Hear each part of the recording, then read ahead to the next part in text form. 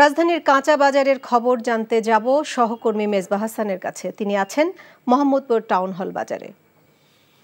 মেজবা, আজকের বাজার পরিস্থিতির কি খবর আছে আপনার কাছে?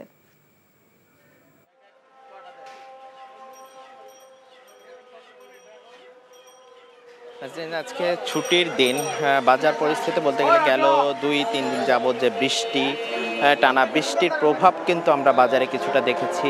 কাঁচা মরিচের দাম বাজারে গেল 2 দিনের ব্যবধানে 40 থেকে 50 টাকা পর্যন্ত কাঁচামরিচের দাম বেড়ে গিয়েছে।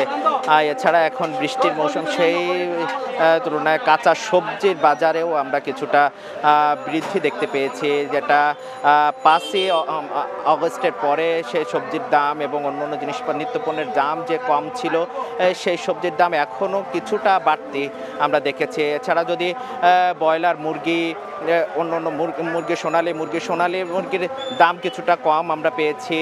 আগে যেটি 300 টাকা পর্যন্ত গিয়েছিল, সেটি এখন 250 থেকে 260 টাকা পাওয়া যাচ্ছে। ব্রয়লার মুরগি গেল এক সপ্তাহে ধরে 170 টাকা স্থিতিশীল আছে। দেশি মুরগিও আমরা দেখেছি 660 থেকে 70 টাকা পর্যন্ত স্থিতিশীল আছে। এছাড়া যদি বলার চেষ্টা করি, এছাড়া চালের বাজারও এখন পর্যন্ত স্থিতিশীল আছে।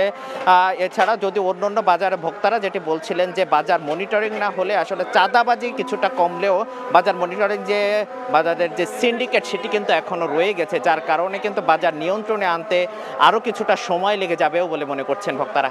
এই ছিল বাজার দর নিয়ে সবশেষ। নাজদিন।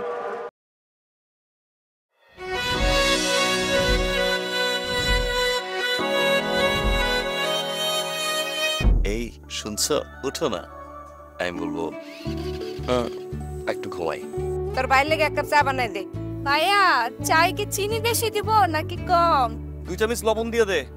চোখে চেয়ে হাত ছুঁয়ে আছে সাজানো, পথ চলা কথা বলা যেন শেষ না হয়। আমি যে বিয়ে করছি, আমার যে বউটা একটু ঘোরা উচিত, কারো মাথায় আছে? থাকি পথে আসলে তুমি বুঝি রাঙা রথে বিভোর হয়ে থাকি প্রতিটি ক্ষণ। ডাক্তারের কাছে যাবো স্যার, আমার একটু নিয়ে চলেন না।